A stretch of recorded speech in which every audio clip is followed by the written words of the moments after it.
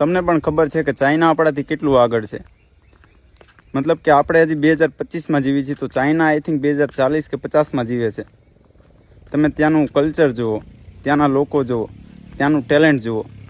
આજે પણ આપણે અહીંયા રોડ સફાઈ કરવા માટે ઝાડુ જ વપરાય છે, અને ત્યાં અલગ અલગ ટેકનોલોજી આવી ગઈ, ત્યાં રોબોટ્સ આવી ગયા, ત્યાં ડ્રાઈવરલેસ ગાડી આવી ગઈ, અને આપણે અહીંયા હજુ હતું એનું એ જ છે.